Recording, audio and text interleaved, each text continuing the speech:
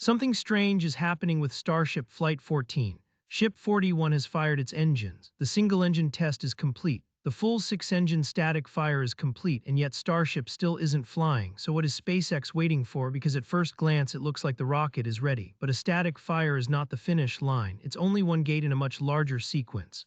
And right now, Flight 14 has several gates still in front of it. The latest tracking information places the mission no earlier than September, while SpaceX has been moving through the final preparation campaign for Ship 41. Next, Spaceflight 1, that means the real story isn't simply, why did the FAA delay Starship again?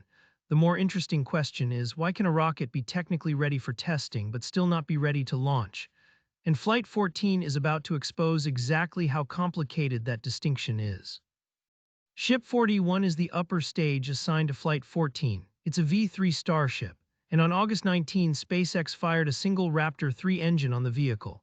That test was particularly interesting because SpaceX described it as demonstrating a deorbit burn capability for upcoming orbital missions. Tesla Oracle 2 then came the bigger test. On August 20, Ship 41 completed a six-engine static fire. That was a major milestone. The entire engine set was fired while the vehicle remained secured on the ground. For a vehicle preparing for its first orbital attempt, that's a critical piece of evidence. The engines can operate, the vehicle can handle the firing environment, the systems can support the test, and the hardware can move on to the next stage. So why isn't SpaceX simply rolling Ship 41 to the pad and launching? Because the rocket is only one part of the mission. There is another vehicle, the Super Heavy booster. There is the launch infrastructure, there is the range, there is airspace. There are maritime exclusion zones, there are flight safety requirements, and there is the regulatory framework governing what SpaceX is actually allowed to do during the mission. And that's where the situation becomes much more interesting.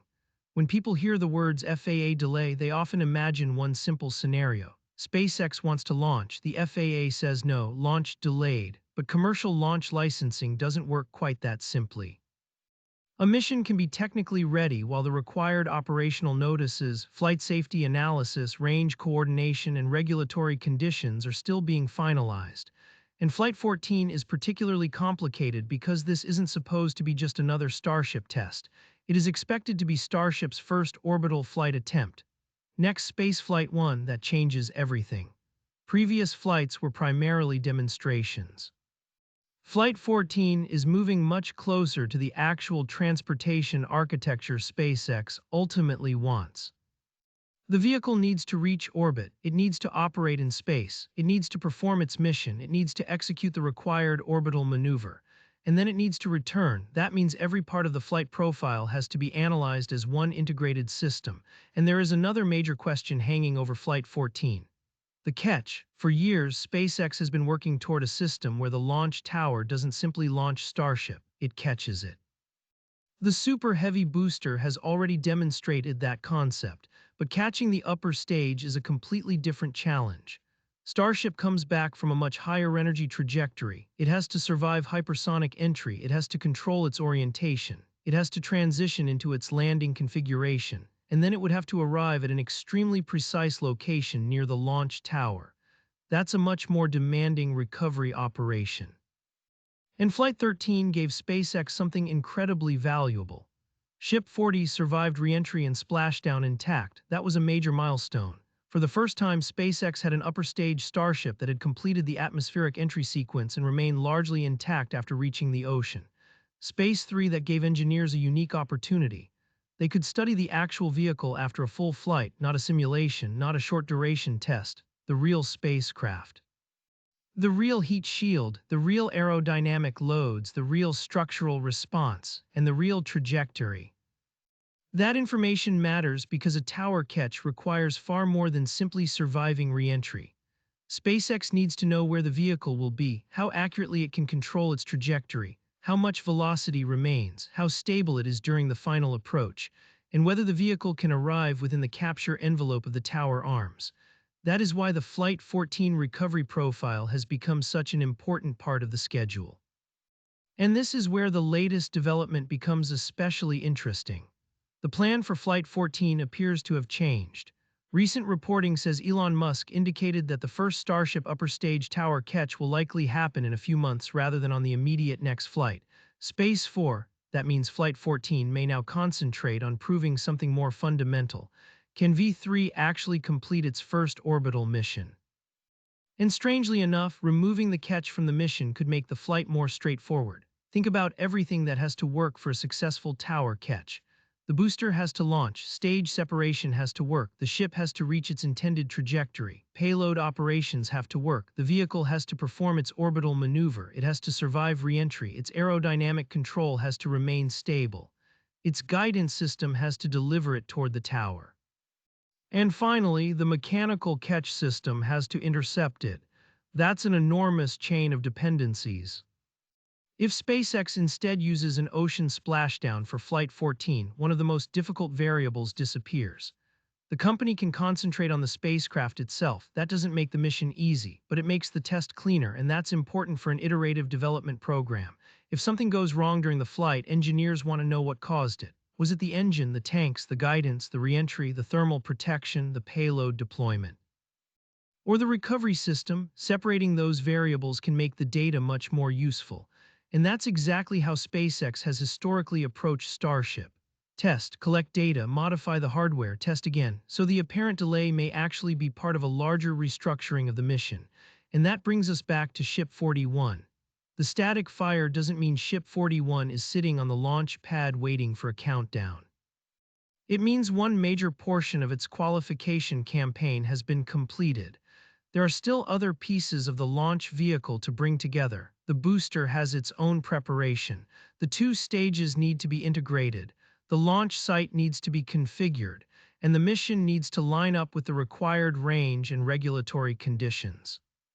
Current tracking information lists several remaining Flight 14 milestones, including Booster 21's proof and static fire campaigns. Both vehicles reaching the launch site, stacking, and multiple airspace and maritime notices. Next, Spaceflight 1. So when you see a headline saying, Ship 41 passed its static fire, so why is Starship delayed? The answer is actually hidden inside the question. Because asterisk passing a static fire doesn't mean the entire mission is ready. It means the engines have passed one important test, and Flight 14 is much bigger than the engines. It's the first orbital attempt of the V3 architecture. That means SpaceX has to prove an entire chain of events. Launch. Separation, orbit, operations, deorbit, reentry, and recovery. And each additional objective adds another layer of complexity. That's why the launch date can move even when the hardware looks increasingly ready. There's also another lesson here. SpaceX doesn't necessarily need to rush Flight 14 just because the vehicle has passed its static fire. The company has already learned what happens when a test vehicle is pushed through a complex mission profile. Flight 13 produced major successes. Ship 40 survived re-entry, but the booster still encountered problems during its return. That doesn't mean the flight was a failure, quite the opposite. It produced valuable information, but that information has to be analyzed. And if the next vehicle can incorporate even a small number of those lessons before launch, waiting can be more valuable than rushing. This is especially true for V3. Because Flight 14 isn't just another flight of the same vehicle. It's part of the transition toward a much more capable Starship architecture. The vehicle is larger internally. The propulsion system has changed, the operational goals have expanded, and SpaceX is increasingly trying to turn Starship from a test article into an actual transportation system. That's why the schedule matters, but the configuration matters even more. The question isn't simply, when will Flight 14 launch? The better question is, what exactly will Flight 14 attempt when it finally launches? Will it focus on orbital insertion? Will it deploy its payload successfully? Will it perform the planned deorbit maneuver? Will it survive another high-energy atmospheric entry? Will it splash down? And when will SpaceX finally decide that the data is good enough to risk bringing the ship back to the tower? Those are the milestones that will determine the next phase of Starship. And if the latest plan holds, Flight 14 may be less about the dramatic tower catch and more about proving that V3 can complete the complete orbital cycle. That could actually be more important, because before SpaceX can routinely catch starships, it has to demonstrate that starships can reliably go to orbit and come back. That's the foundation, and Ship 41 is now getting very close to putting that foundation to the test. The launch date may have moved, but the program itself is moving forward. The six-engine static fire is complete. The first orbital attempt is approaching. The regulatory and operational pieces are still converging. And the tower catch may simply be moving to a later mission where SpaceX can attempt it with more data behind the vehicle. So don't look at the delay as simply SpaceX isn't ready. Look at it as SpaceX is deciding exactly which risks it wants to take on Flight 14. And that distinction is critical because the fastest way to make Starship operational isn't necessarily to attempt everything at once. It may be to separate the hardest problems, solve them one at a time, and then combine them. Flight 14 can prove orbital operations, a later flight can prove the ship catch, and eventually those capabilities can become part of the same reusable transportation system. That's the real roadmap, and that's why the next Starship launch is potentially much more important than its launch date suggests, because if Flight 14 succeeds, SpaceX doesn't just gain another flight, it gains a new level of confidence in V3, a vehicle capable of reaching orbit, operating in space, deploying payloads, performing its orbital maneuver, and surviving the journey home. Once that happens, the next question becomes much more exciting. Not can Starship reach orbit, but how quickly can SpaceX make Starship fly again? And that is where the economics of the entire program begin to change. So if you're watching Flight 14, don't focus only on the countdown clock. Watch the milestones leading up to it. Watch Booster 21. Watch Ship 41. Watch the launch site integration.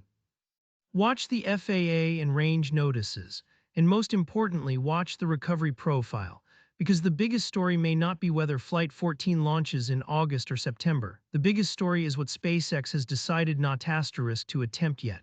The tower catch can wait. First, SpaceX needs to prove that this new V3 machine can go all the way around the block, and if it does, Starship enters a completely different era. If you want the next breakdown when SpaceX locks the final Flight 14 profile and launch window, subscribe to the Booster Bay ****.